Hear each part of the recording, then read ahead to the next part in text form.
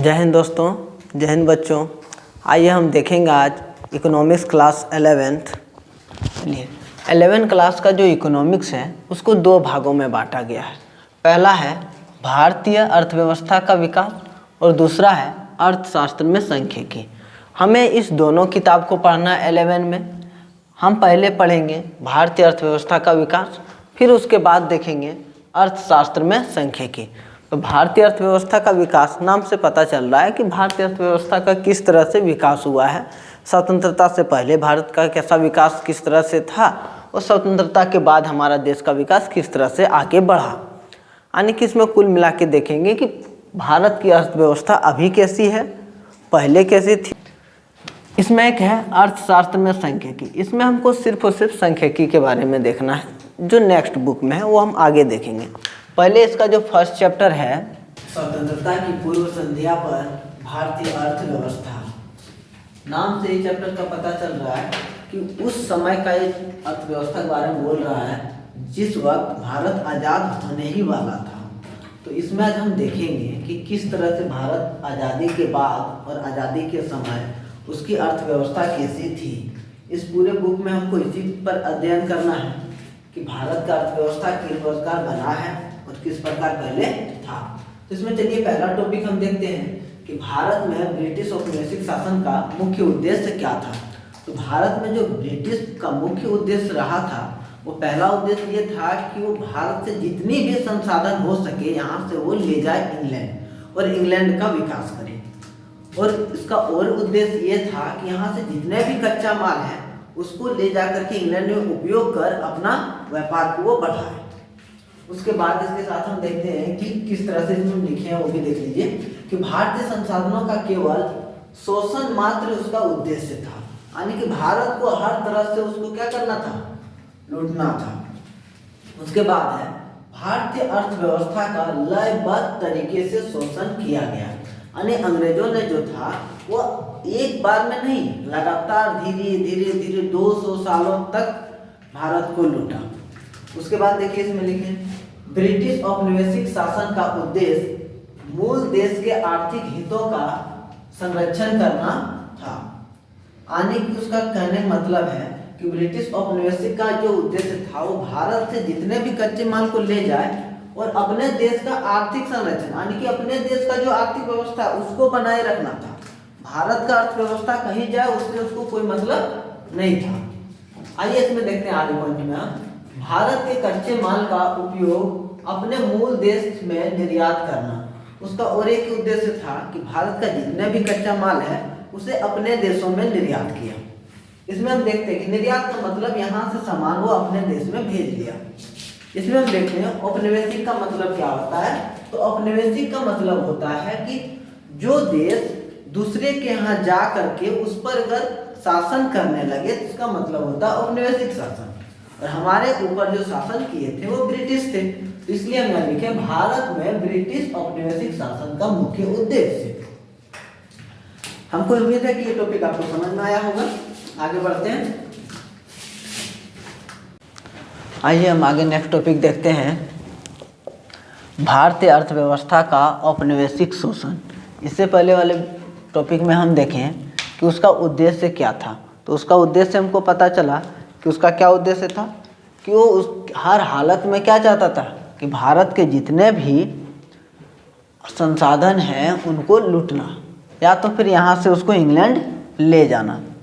तो आइए हम इसमें देखते हैं भारतीय अर्थव्यवस्था का औपनिवेशिक शोषण उसने किन किन क्षेत्रों में किया। तो सबसे पहले है कृषि क्षेत्र का औपनिवेशिक शोषण। तो अंग्रेजों ने क्या किया कि कृषि क्षेत्र का जो है बहुत अच्छे से शोषण किया। यानी किया क्या, सबसे पहले इसमें अपने मनचाहा कर को लगा दिया। यानी मनचाहा जब कर लगा दिया तो जितना उसका मन होता था उस तरह से कर लगाता था और हमारे किसान भाई उससे क्या होते थे, दिन ब दिन शोषित होते गए। यानी कि कह सकते हैं कि शोषित होना मतलब पीड़ित होना, बर्बाद होना। तो दिन ब दिन बर्बाद होते चले गए। आगे है औद्योगिक क्षेत्र का शोषण।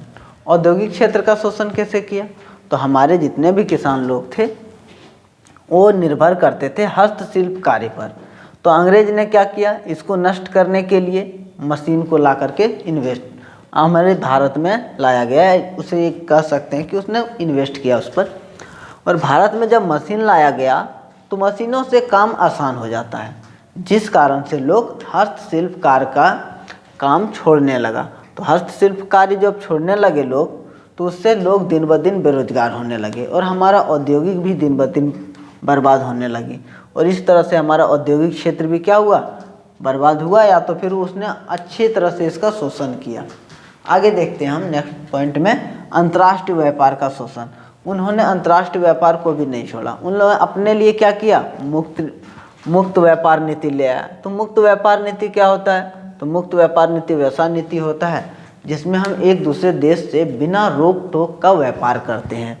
तो यहाँ पर तो भी अंग्रेज का ही शासन था, तो उन्होंने इंग्लैंड से क्या किया, इंग्लैंड क्या पूरा ब्रिटेन से ही मान सकते हैं कि उसने ऐसा नीति लाया, मुक्त व्यापार नीति। इससे उसने क्या किया, यहाँ से जितने भी सामान होता था उसे सस्ते दामों में इंग्लैंड ले जाता था और वहाँ से फिर वो क्या करता था, दूसरे देशों को बेचता था महंगे दामों में, और अपना जो उत्पादित सामान है उसे ला करके वो इंडिया में बेचता था।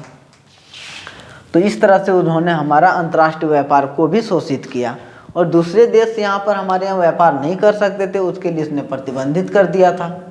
अब आगे देखते हैं हम, औपनिवेशिक काल में भारतीय अर्थव्यवस्था के क्षेत्र क्या क्या थे।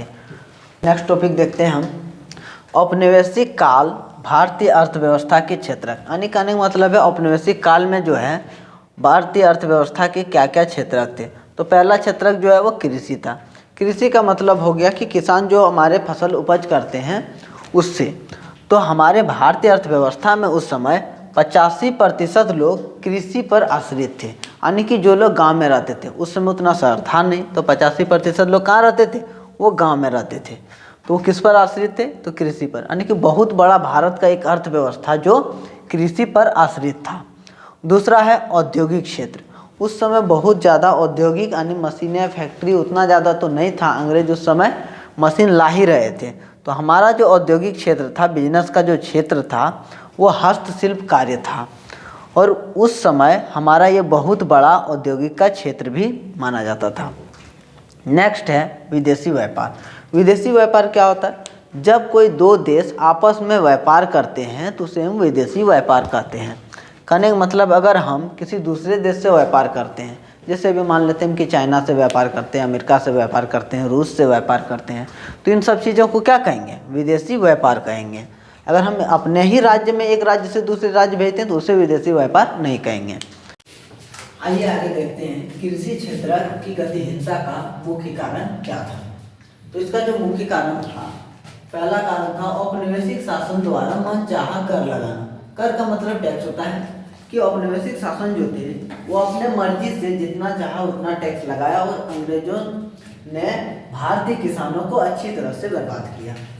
दिन ब दिन भारत के किसान की हालत जो हुए बद से बदतर होते चले गए और इस तरह से भारत का जो कृषि है बहुत ज़्यादा खराब हो गया। आगे हम देखते हैं कि जमींदारी प्रथा को लागू करके या तो जमींदारी व्यवस्था को लागू करके। तो जमींदारी व्यवस्था क्या होता है कि जमींदारी व्यवस्था का मतलब होता है उस पर काम करने वाले किसानों का उस पर स्वामित्व नहीं होता है। उस पर जो काम करते किसानों उसका स्वामित्व ना होकर के किसी एक दूसरे व्यक्ति का स्वामित्व होता है, जिसे हम जमींदार बोलते हैं। और जमींदार जो है उससे काम करवाता था किसानों से और उससे जो अनाज उपज होता था उसका टैक्स लेता था। और अंग्रेज जो है वो जमींदारों से टैक्स लेते थे। आगे हम देखते हैं नेक्स्ट पॉइंट, औपनिवेशिक शासकों द्वारा कृषि सुधारने के लिए कुछ नहीं किया गया। अंग्रेज जो है किसानों से बहुत ज़्यादा टैक्स ले लिया, लेकिन कृषि को सुधारने के लिए एक भी कदम आगे नहीं बढ़ाया, क्योंकि उसका मुख्य काम था भारतीय कृषि को बर्बाद करना। अब देखिए इसमें हम देखते हैं जैसे सरकार हमसे टैक्स लेती है, तो रोड के लिए अगर टैक्स लेती है तो सरकार रोड बनाती है, लेकिन अंग्रेज जो थे वो भूमि के लिए बहुत सारा टैक्स लिए, कृषि के लिए बहुत सारा टैक्स लिए, लेकिन उसमें थोड़ा सा भी सुधार नहीं किया और इस प्रकार से उसने कृषि क्षेत्र को हमारे बहुत बुरी तरह से बर्बाद कर दिया। अब आगे देखते हैं हम औद्योगिक क्षेत्र के गतिहीनता के कारण। इससे पहले हम देखें कृषि क्षेत्र के गतिहीनता के कारण, आप देखते हैं औद्योगिक क्षेत्र के गतिहीनता के कारण। अब इसके क्या क्या कारण थे, तो पहला कारण है आधुनिक औद्योगिक का आधार ना होना। भारत का जो औद्योगिक आधार था वो आधुनिक ना होकर के वो पुराना था, जिस वजह से क्या हुआ, भारत का जो औद्योगिक है वो धीरे धीरे डूबने लगा। दूसरा है भारत से जितने भी कच्चा माल था उसे इंग्लैंड ले जाना।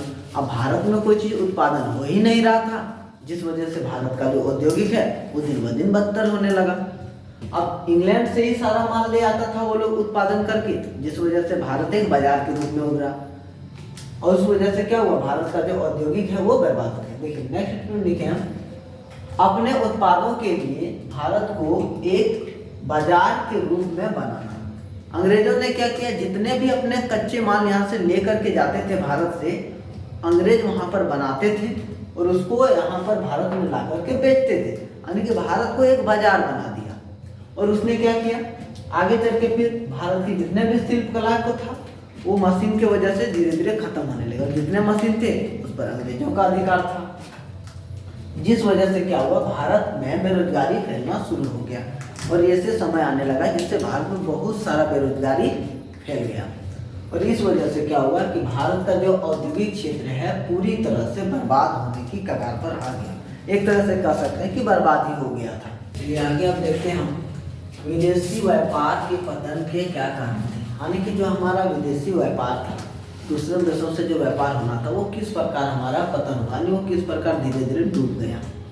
जब हमारा देश स्वतंत्र होने वाला था उससे पहले हमारा जो विदेशी व्यापार था वो कैसे डूबा, आइए जानते हैं उसके क्या क्या कारण।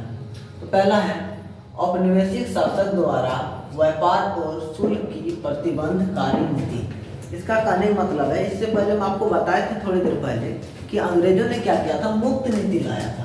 और ये मुक्त नीति जो था वो सिर्फ और सिर्फ उसने अपने लिए लाया था, बाकी दूसरे देशों के लिए मुक्त नीति नहीं था। बाकी दूसरा देश के ऊपर क्या लगा दिया था, प्रतिबंधकारी नीति लगाया था, और खुद के लिए क्या लगाया था, तो मुक्त नीति लगाया था। यानी अंग्रेज अपना सामान यहाँ ला करके बेच सकता था और यहाँ से वो ले जा सकता था, लेकिन कोई दूसरा देश हमारे यहाँ नहीं आ सकता था और ना ही यहाँ से कोई सामान लेकर के जा सकता था। इस वजह से क्या हुआ, हमारा जो व्यापार था वो दूसरे देशों से वो चौपट हो गया। आइए आगे देखते हैं, भारत सिर्फ कच्चे माल निर्यातक बनकर ही रह गया। कहने का मतलब ये है, भारत जो था सिर्फ और सिर्फ कच्चा माल निर्यात करने के मात्र बनकर ही रह गया। जैसे रेशम हो गया, रेशम का निर्यात करता था, चीनी का निर्यात करता था, कपास का निर्यात करता था, तो ये सब का सिर्फ निर्यातक बनकर ही रह गया। इसका यूज करके कपास से ना ही भारत अच्छे कपड़े बना पाए, ना ही चीनी का यूज इस्तेमाल करके और कुछ बना पाए, यानी कि सिर्फ और सिर्फ कच्चे माल के निर्यात बनकर ही रह गए। आगे देखते हैं नेक्स्ट पॉइंट, आयात निर्यात पर औपनिवेशिक शासन का एकाधिकार। यानी जो आयात निर्यात कोई भी देश करता है तो उस पर पूरा देश का अधिकार होना चाहिए, लेकिन इसमें क्या था, जो औपनिवेशिक शासन था उसका अधिकार था, सिर्फ और सिर्फ उसी का अधिकार। भारत के किसी भी राजा के या किसी और के कोई अधिकार नहीं था उस पर। अंग्रेजों ने इस तरह से भारत में शिकंजा कस रखा था। तो इस वजह से क्या हुआ कि भारत से अंग्रेज जो चीज चाहते थे वो बाहर भेजते थे और बाहर से मंगाते थे। इस वजह से भी हुआ कि भारत का जो व्यापार था विदेशों से वो बर्बाद होने लगा। नेक्स्ट देखते हैं कि बुलियन के आयात के स्थान पर अंतिम वस्तु आयात होने लगा। यानी कि बुलियन का मतलब होता है सोना और चांदी। अब इस वस्तु के स्थान पर क्या होने लगा कि वो लोग दूसरी चीजों का आयात करने लगे, यानी कि इंग्लैंड में बने हुए कुछ चीजों का आयात करने लगे, जो मुख्यतः कहाँ से आते थे, ब्रिटेन से आते थे। यहाँ से जो लेकर के जाते थे वो तो जाते थे और वहां से क्या भेज देते थे, अंतिम वस्तु, यानी कि जो वहां से खुद पूरा बनकर जो कंप्लीट होता है, यूज करने लायक होता है, उसे हम अंतिम वस्तु बोलते हैं। तो उस वस्तु बन करके भारत आने लगा। और पहले क्या आता था कि आधा बना हुआ आता था, लेकिन बाद में क्या होने लगा कि पूरा बनकर ही आने लगा। चलिए, हमको ये उम्मीद है कि आपको इस कंटेंट में सारा चीज़ आपको समझ आया होगा। और अगर आपको हमारा वीडियो अच्छा लगा हो तो वीडियो को लाइक कर दें, चैनल को सब्सक्राइब कर दें। और अगर आपको इस सब का नोट्स चाहिए तो आप हमारे टेलीग्राम ग्रुप को ज्वाइन कर सकते हैं।